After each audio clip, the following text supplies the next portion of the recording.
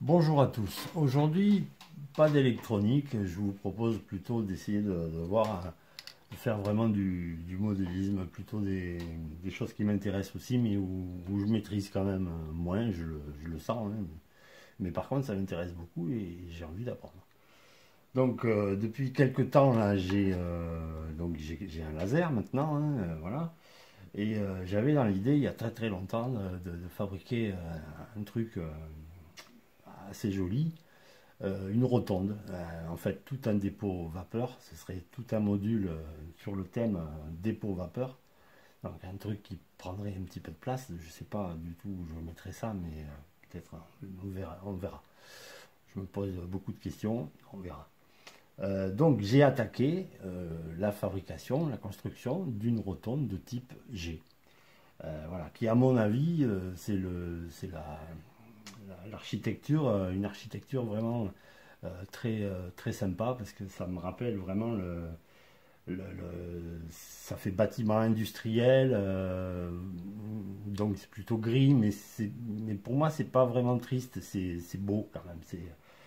Il y a des courbes, c'est chouette. Voilà, donc j'ai attaqué la fabrication de ce truc-là. Donc il a fallu dessiner tout modéliser entièrement la rotonde. Alors, je sais plus où j'ai mis la revue. Elle était là il n'y a pas si longtemps que ça. Enfin bon, bref. Voilà, je me suis procuré la revue de l'époque qui date de 2005 hein, sur une loco-revue. C'était sur la fabrication d'une rotonde de type G, mais à l'époque c'était du papier imprimé, enfin du carton imprimé, c'est vraiment pas, c'est pas terrible. Aujourd'hui, on peut faire beaucoup mieux grâce justement aux technologies laser. Voilà, on va arriver à graver réellement du bois, tout simplement. Donc, bon, je vous passe les détails au niveau de l'apprentissage des logiciels, parce que là aussi, il y a beaucoup à dire. En fait, j'utilise que des logiciels gratuits, en fait, et qui sont pas vraiment faits pour le dessin technique.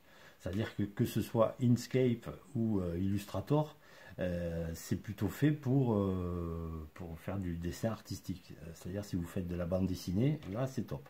Là c'est impeccable. Le dessin technique, on y arrive, mais c'est pas terrible. Moi qui ai travaillé sur des logiciels professionnels au niveau des routeurs CNC, j'utilisais CamBam à l'époque. Là, par contre, là ça envoie grave. Rien à voir avec Inkscape. Là, en 5 minutes, le truc il est tombé, quoi. Là, Inkscape, on sort un peu les rames, c'est un petit peu compliqué, je trouve. C'est pas fait pour ça, quoi, tout simplement. Après, c'est super, hein, mais c'est pas vraiment fait pour ça. Donc, bon, en tout cas, j'ai réussi à avoir mes découpes et tout. Donc, je vous montrerai un petit peu, je ferai des coupes dans la vidéo. Voilà, donc par exemple, j'obtiens ce genre de truc. Voilà, là, on voit les parpaings qui sont gravés finement, pas de souci. Tout est découpé vraiment très précisément. Je rappelle que le faisceau laser, il mesure que 60 microns. Alors évidemment, il y a d'abord les 60 microns du faisceau laser, plus ça mange quand même un tout petit peu de chaque côté, c'est de la chaleur, donc il y a pas mal de tests à faire pour déterminer exactement la voie. C'est un peu comme une scie, hein, la voie que ça va prendre, quoi. Mais bon, on y arrive, c'est vraiment ultra précis, franchement. Et je me suis amusé donc à patiner quelques murs, les premiers murs que j'ai. Bon, ça, c'est pas encore terminé. Je vais vous montrer plutôt cela. Là. Voilà. Par exemple, voilà ce que j'ai réussi à sortir. J'espère que la caméra fera le focus comme il faut. Voilà. Je voulais donc une rotonde avec des parpaings un peu crado, hein, un peu sale. Une rotonde donc qui a déjà pas mal vécu, mais je veux pas non plus créer une rotonde comme on les voit à l'heure actuelle. À l'heure actuelle, quand on voit une rotonde, le peu qui subsiste, elles sont dans un état vraiment lamentable. Donc je voulais quand même pas, je veux pas aller jusque là au niveau du weathering, hein, moi je vais m'arrêter plutôt à ce genre d'effet, voilà. Alors comment c'est fait? C'est fait donc, on commence par graver du MDF. Dans le même fichier de gravure, on incorpore le fichier de découpe, pas de problème, très bien. Ensuite, on découpe du carton. C'est du carton que j'ai trouvé sur un site Butinette, ça s'appelle. C'est rigolo. C'est du carton juste génial. Voilà, je crois que je vais leur acheter tout leur stock parce qu'en plus de ça, c'est vraiment pas cher. C'est un carton genre un peu Bristol, ça me fait penser à la carte de Lyon. On appelle ça de la carte de Lyon. On fabriquait, enfin, dans la musique, on fabrique des soufflets d'accordéon en carte de Lyon. C'est très très résistant comme carton et ça me fait penser un petit peu à ça. Et c'est vraiment tip top parce que c'est pas trop épais. Pour rendre la surépaisseur des encadrements, je trouve que c'est vraiment pas mal à l'échelle. Et vraiment, ça se travaille super bien. Là, au laser, ça vous coupe ça plus vite que le temps de le dire, quoi. Voilà. Donc, après, c'est collé. Je colle ces encadrements de fenêtres avec de la colle en bombe. Voilà. C'est-à-dire que je passe de la colle en bombe à l'arrière des cadres et je colle. Je viens coller par-dessus mon morceau de bois qui a été patiné à l'avance, évidemment. Alors le truc, c'est qu'il faut déjà patiner toutes les pièces indépendamment et on est loin, je suis loin encore du montage. Je m'autorise comme ça quelques montages à blanc de temps en temps, histoire de me rassurer et de m'encourager, mais je suis loin voilà, parce que là il faut tout patiner à l'avance. Donc par exemple, voilà, là je me suis amusé à un petit montage à blanc. Ça, c'est un flanc de la rotonde. Voilà. Donc ça, on voit que ça s'emboîte vraiment super bien. Il n'y a aucun problème. C'est vraiment... du coup, on se fabrique notre propre kit. Et c'est juste... c'est un rêve, quoi. Ça, c'est le rêve. Donc voilà où la patine que je vous propose de réaliser, c'est ce genre de truc. Moi, ça me va. J'ai même été surpris d'arriver à sortir ça. Voilà, je vais vous montrer juste sans prétention aucune comment je m'y prends. Il y a sûrement d'autres méthodes, peut-être encore mieux. Hein, mais là, je suis loin d'être un spécialiste au niveau décor. Alors, je me suis amusé aussi, et oui, parce que une rotonde, c'est aussi des fosses. Si c'est pas pour faire les fosses, c'est pas trop la peine, quoi. Alors, je me suis amusé à faire les fosses. Avec c'est des sortes de pavés au fond des fosses. Donc j'ai gravé tout ça, j'ai patiné tout ça, et voilà les escaliers et tout. Donc c'est collé par-dessous de cette manière-là. Alors après il y aura le problème de trouver le support pour pouvoir poser la rotonde, l'encastrer en fait. Elle va être encastrée. Je pense que je vais rester fidèle au polyuréthane, le polyuréthane en plaque de 3 ou 4 cm. Je vais venir encastrer ma rotonde aux endroits des fosses dans le polyuréthane. Donc ça devrait être bon. Là, évidemment, le carton de chez Butinette, là, il sera évidemment patiné aussi, avec un peu de gesso, un petit peu de terre à décor un peu noir, peut-être faire quelques fissures. Je verrai. Voilà, je verrai. Voilà où j'en suis, Donc là après, je peux vous montrer les porteurs quoi, intermédiaires entre stalles. On voit qu'en fait, c'est impressionnant. En vrai, ce genre de bâtiment, c'est vraiment impressionnant. C'est quand même énorme. Mais en fait, c'est ultra léger comme architecture. Tout est basé sur des porteurs comme ça, sur des poutres en béton. Voilà, tout est comme ça. Donc, voilà, bon, tout ça, toute l'aventure a évidemment commencé sur Fusion 360. En fait, j'ai modélisé pour de vrai en 3D toute la rotonde. Ça, c'était histoire de vérifier que mon cercle se fermait bien. Alors, je ne vais pas faire tout un cercle, mais je ne vais pas faire 40 voies, quoi. Mais j'aimerais bien en faire une bonne douzaine. Une bonne douzaine, déjà, c'est assez balèze. Donc, voilà. Alors... on va passer un petit peu à la patine. Donc là, ouais, on voit que bon, là, j'ai collé le carton et par-dessus le carton, j'ai commencé un petit peu à déposer un peu de gesso. pour venir un petit peu patiner les encadrements. Peut-être j'insisterai, mais peut-être que là j'insisterai une fois que la rotonde sera montée, histoire de corriger aussi les petits jours inévitables. Enfin, c'est pas vraiment des jours, mais c'est les arêtes vont se voir quand ça va être connecté, par exemple. Alors là, c'est dans ce sens-là. Voilà, on va voir forcément un petit peu la jonction. Et je voudrais un petit peu éliminer ça, donc je pense que je le ferai au gesso, tout simplement, hein, en patinant. Quoique là, ça se voit quand même, ça se voit pas quoi. Bon, on va peut-être pas trop, on va pas trop taquiner non plus. Ça va. Le mieux étant parfois l'ennemi du bien, j'essaierai de m'arrêter juste quand il faut. Donc, alors, pour patiner ça, donc, quand on a le truc brut comme ça, ben, c'est pas compliqué. Là, on va faire une couche très légère de gesso. Voilà, alors le gesso, ça ressemble à de la peinture acrylique, mais ça n'en est pas vraiment, c'est un peu plus épais. Et puis surtout, en séchant, ça devient, ça perd beaucoup, ça perd sa couleur, ça perd un peu le blanc, ça devient un peu transparent. Et la transparence m'intéresse là, parce que derrière j'ai cette teinte un petit peu brunâtre. Mais finalement, il n'y a pas grand chose à faire après derrière pour obtenir une couleur un peu parpaing. Alors, parmi tous mes murs, ben, j'en ai pas fait deux pareils, hein. Parfois, c'est un peu plus noir. Là, j'ai pas d'exemple. Ben, c'est toujours dans cette moyenne-là, on va dire. Mais voilà, il n'y en a pas deux pareils et c'est ça qui m'intéresse. Là, par exemple, ici, j'ai un peu insisté, c'est bien noir en haut. Vous voyez. Voilà, bon. Donc je m'amuse quoi. Voilà, ça permet. Vous allez voir là, c'est vraiment. Ça, c'est pas compliqué du tout.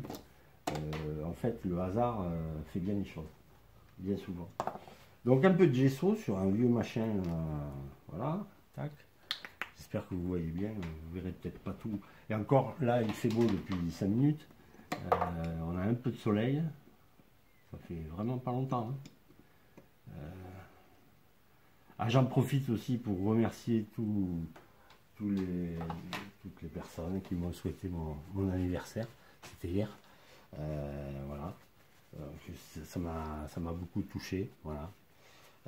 J'ai eu droit à pas mal énormément de messages sur Facebook, un peu partout. Voilà. Donc je vous remercie. C'est très sympa. Donc, un vieux pinceau. De toute façon, j'ai que des vieux pinceaux. C'est pas compliqué. Un petit peu de gesso.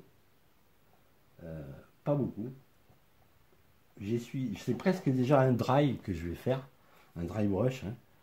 J'essuie. Et puis surtout, là, je prends mon pinceau, je ne le prends pas comme ça, je le prends un petit peu sur le côté, comme ça. Ce qui fait que je ne vais pas trop remplir les creux. Alors après, c'est pas grave du tout si par endroit c'est plus blanc que d'autres, c'est absolument pas grave. C'est même un peu ce qu'on cherche. Là, il faut laisser faire un petit peu le hasard, c'est ça qui est chouette, quoi. C'est un peu comme on le sent, et au moment où on le sent. Voilà.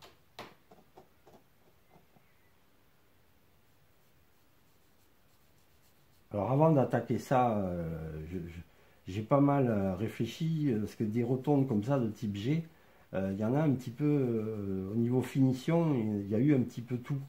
Il y a eu parpaing, il y a eu briques aussi.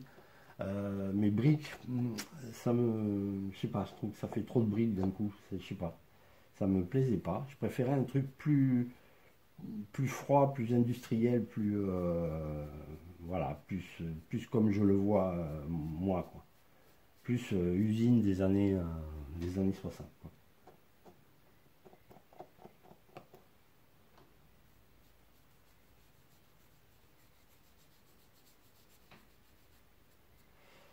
Donc bon, je vais pas vous montrer parce que là j'ai plein de pièces à passer. Je vais pas tout faire avec vous, hein, sinon moi ça me dérange pas d'être avec vous. Hein, mais vous avez peut-être d'autres trucs à faire quand même.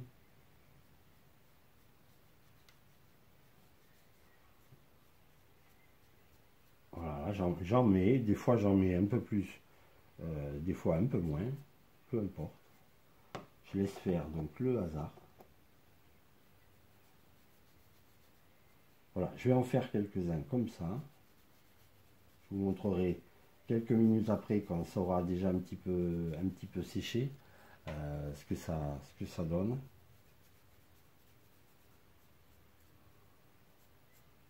Voilà, c'est pas trop la peine puisqu'il y a l'encadrement qui vient là, donc là c'est pas la peine.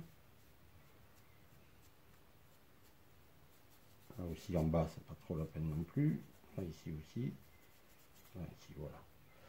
Voilà ce que ça peut donner, hein. J'espère qu'au niveau caméra vous verrez. Voilà, on voit que j'ai passé quelque chose, on voit que c'est pas très régulier, et c'est exactement ce que je veux. Le gesso va permettre un petit peu d'ouvrir les pores du bois, comme dès qu'on peint un bois, même du bois très poncé, très lisse, dès qu'on va peindre dessus, les pores s'ouvrent et ça donne une légère rugosité, hein. Et bien, cette rugosité, loin de me gêner, elle va au contraire me servir parce qu'elle va me créer la structure, la texture plutôt, de mes parpaings. Là, je sais pas, là, il faudrait vraiment une lumière rasante ou je sais pas si vous verrez le focus. Là, je maîtrise pas tout. Voilà, ça.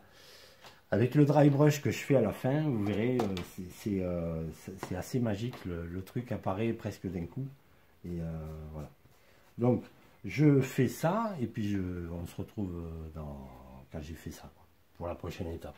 Allez, on se retrouve. Là, j'ai passé donc le gesso sur toutes les pièces que j'avais à traiter. Voilà ce que ça donne. Là, celle-là, elle a eu le temps de sécher. Donc, on voit que c'est à peine, c'est un peu blanc. Ça a perdu pas mal en blancheur. C'est devenu un peu transparent. Et je le sens même au doigt, ça a ouvert un petit peu les pores du bois. Donc c'est exactement ce que je voulais. Alors maintenant, la suite des opérations. Je me suis préparé une palette de pauvre, avec du blanc. Alors là, c'est pas du gesso, c'est du blanc, hein, acrylique blanc. Du marron, terre d'ombre brûlée là. Un peu de jaune et un peu de rouge. Parce qu'en même temps, je vais vous montrer d'abord les murs. Et je vous montrerai comment je traite à part les fonds de fosse et les parois des fosses, qui elles demandent d'être beaucoup plus sales, hein, beaucoup plus noires. Alors je suis désolé pour la lumière, là, le soleil maintenant il est revenu, mais je l'ai en pleine poire. C'est pas terrible. Donc, alors là, je vais faire quelques petites touches de marron avec un peu de blanc. Ça va me donner une sorte de gris marron, forcément.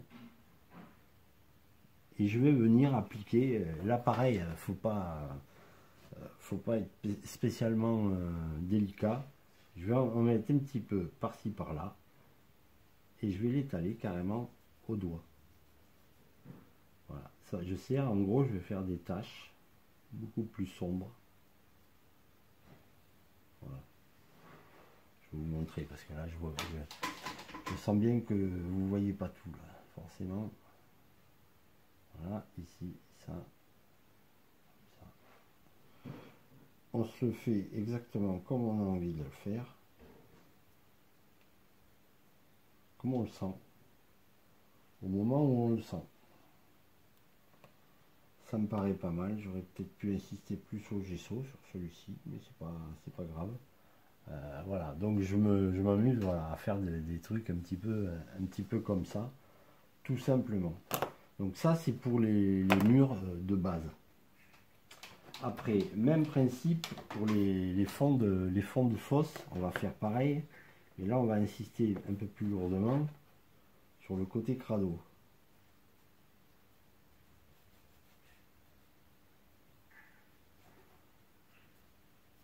Et là, bizarrement, en plus, sur les fonds de fosse, là, je vais rajouter des couleurs vives qui, en fait, après, vont être complètement anéanties ou presque par un jus de noir qui, lui, va venir rentrer dans les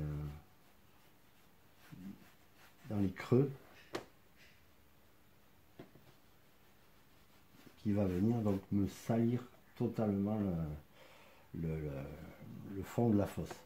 Donc j'y vais, vous allez voir que vraiment avec des couleurs en fait primaires et vraiment pas travaillées. Donc là je vais prendre un peu de rouge et un petit peu de blanc, hein, ça va être un petit peu rosé.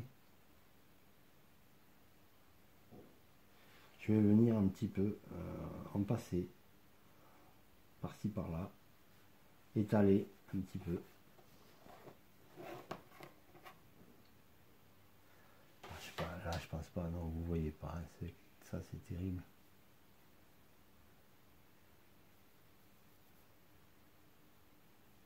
Voilà, faire un truc à peu près comme ça. Pareil pour du jaune. Ça peut paraître assez étrange de rajouter ces couleurs, mais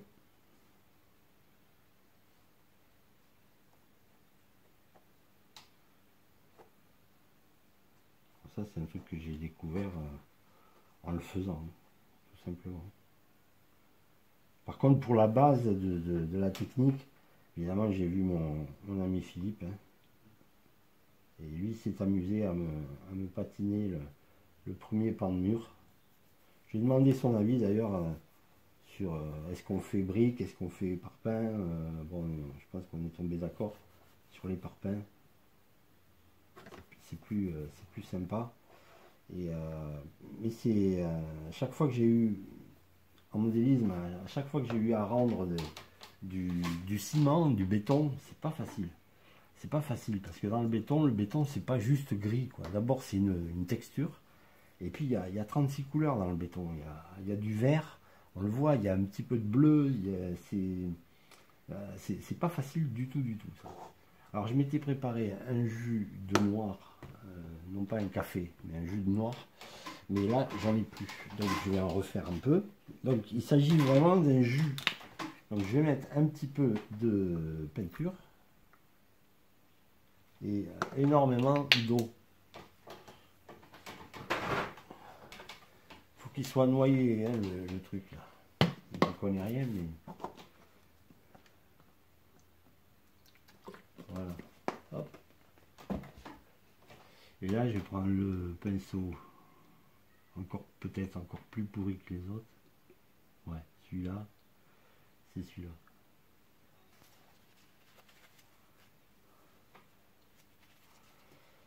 On va venir touiller un petit peu. Alors, je pense que c'est vraiment, c'est à vue de nez le mélange là. C'est peu de peinture avec beaucoup d'eau, ce qu'on appelle un jus, simplement. Là, je viens badigeonner ma pièce avec ce mélange. Je laisse agir quelques secondes et puis je vais essuyer l'excédent.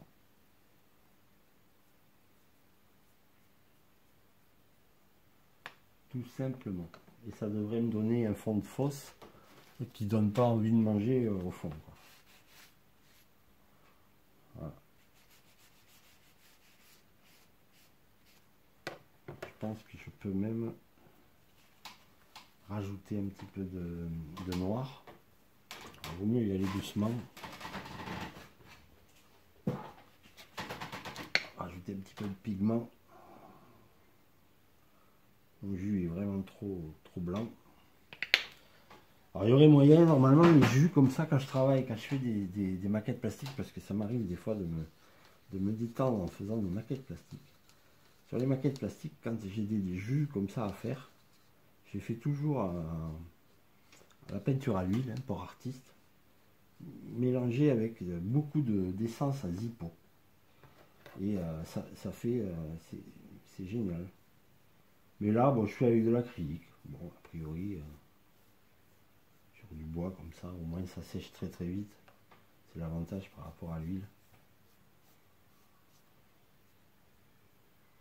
Voilà, là je vais laisser agir un tout petit peu plus longtemps pour voir ce que ça donne.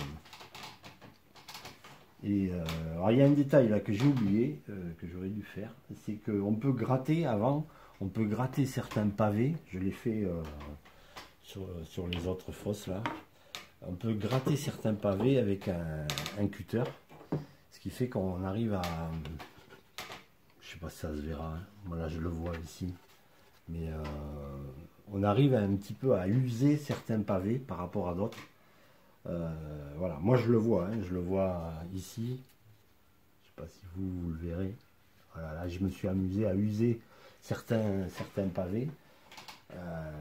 Plutôt que d'autres. Là, je ne l'ai pas fait, j'ai oublié. Je pense que c'est le fait de filmer. Hein. Je n'ai pas toute ma tête à moi. Là. Allez, je vais effacer, essuyer, je veux dire ça. Voilà. Pas mal. C'est pas mal.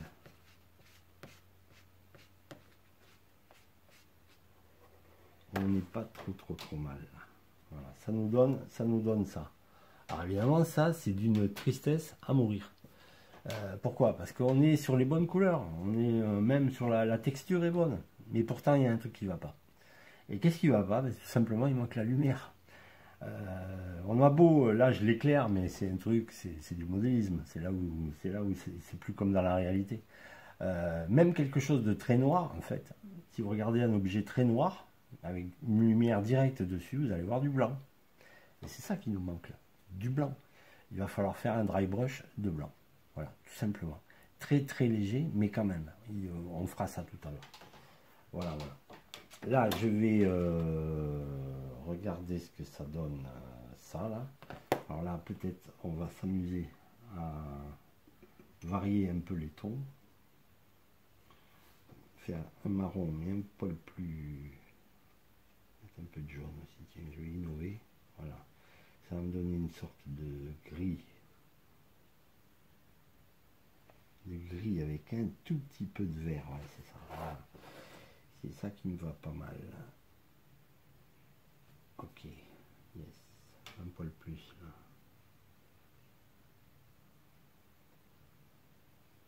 Donc faut faire au ressenti, puis après je pense qu'avec l'habitude, quand on en a fait un petit peu, on sent bien ce qu'il faut faire ou pas faire. Puis bon, ce qui est bien avec ces techniques de patine, c'est que généralement, c'est jamais irréversible. On peut toujours revenir dessus. Des fois, il faut dormir un moment dessus. Et le lendemain, ça va mieux. Voilà, ça me plaît assez. On va dire. Voilà. Une fois qu'il y aura l'encadrement, est-ce que j'ai un encadrement là? Oui. Ça, je ne voulais pas montrer. Hop. Voilà, par exemple, les cartons d'encadrement de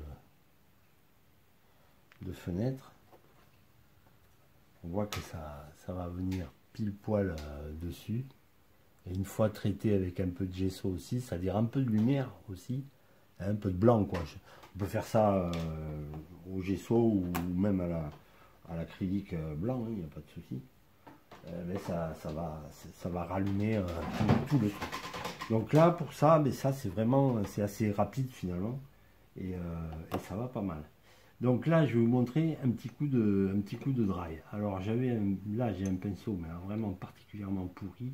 J'essaierai bien un autre pinceau, mais je crois que je vais continuer avec celui que je maîtrise à peu près. Je crois que c'est celui-ci, voilà. Alors il est vraiment pourri, mais ce qu'il faut, c'est vraiment le côté brosse, quoi. Il faut un truc assez raide et puis droit. Il ne faut pas un pinceau rond, hein. Est-ce que c'est vraiment celui-là? Ouais, si, c'est celui-ci. Voilà. Ce genre de machin, ça va pas mal. Et là, c'est vraiment un dry de chez Dry qu'il faut faire. Hein. Je vais le faire au gesso. Ça va très bien aussi. J'en prends sur mon pinceau, puis là, j'en laisse. Il faut en prendre et en laisser. Voilà, je prends un machin en plastoc là, et puis voilà, j'en laisse beaucoup dessus. Et là par contre je vais venir maintenant faire des petites touches. Alors quand on fait un dry, l'instant critique c'est toujours au tout début où on vient de prendre de la peinture, souvent on en met trop.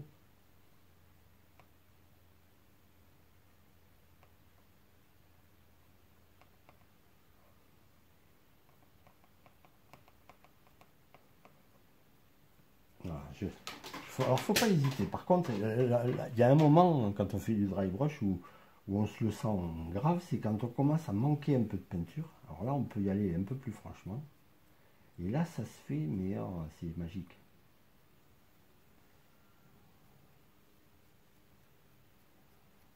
En fait, il faudrait que j'ai une caméra sur les yeux, là, pour que vous puissiez voir ce que je vois, moi. Et bon. Là, j'ai pas ça. Hein. Alors, en parlant de caméra, justement, quand on fait des détails là, au niveau des fosses et tout ça, on peut se dire, ouais, mais attends, ça se verra pas, ça bonne en main, une fois qu'il y aura tout sera fermé, la rotonde et tout, ça se verra pas. Mais si, ça se verra. Parce que l'idée, ce serait d'équiper la rotonde de caméras, de toutes petites caméras, des petites caméras. Et du coup, là, ça commence à valoir le coup de montrer du détail. Parce que c'est Bibi qui va aller voir les détails.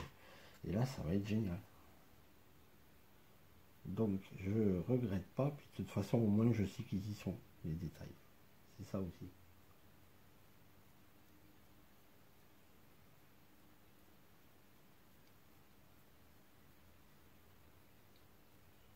Voilà. C'est pas mal. Je vais insister un poil plus ici.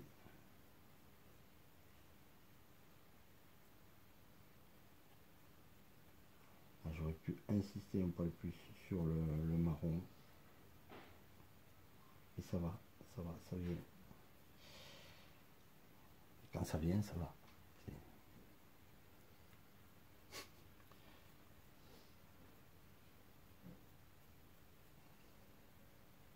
Yes, voilà. Voilà. Le changement, alors voilà, est-ce que ça va se voir? Je ne sais pas. J'essaye de vous montrer hein, ce que je fais, comment je le fais. Voilà, moi je le fais avec mon niveau à moi. Hein. C'est pas. Encore une fois, je suis vraiment pas un spécialiste, mais pas du tout. Mais bon, je me régale. Là, ça, j'adore faire ça. Il n'y a pas de problème. Ouais, là avec l'encadrement, ça va le faire. Il n'y a pas de souci. Alors après, il y aura d'autres. Alors pareil, on va faire pareil même sur la fosse. Là. Pourtant, la fosse, elle est vraiment au fond. Et on ne penserait pas vraiment à rajouter de la lumière. Mais si, parce que c'est la seule lumière qui va arriver là. Hein. Donc il faut la créer, la lumière, quelque part. Comme on ne l'a pas réellement, il faut la créer. Il faut éclairer le truc depuis l'objet lui-même.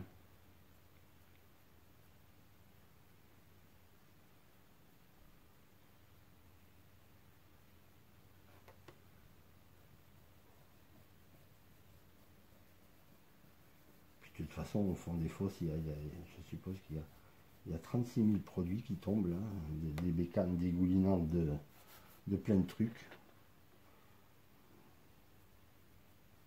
Il doit bien y avoir des traces blanches aussi.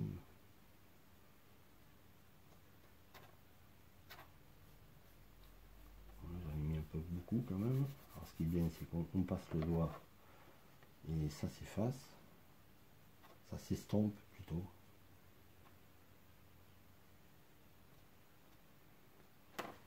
Aussi un poil appuyé. Voilà, vous voyez rien. Je suis désolé.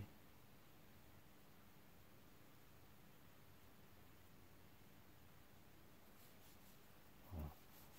Yes. Voilà, je commence à rentrer dans la phase où mon pinceau, là, il est impeccable.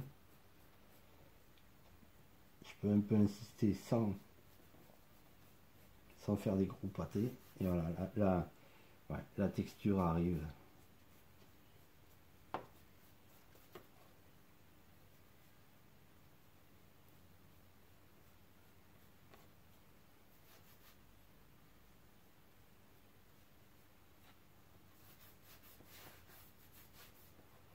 Voilà, ça quand ça va être encadré par les deux murs de la fosse, ben ça va le faire tout.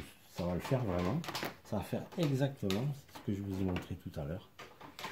Ça va faire ça. Voilà.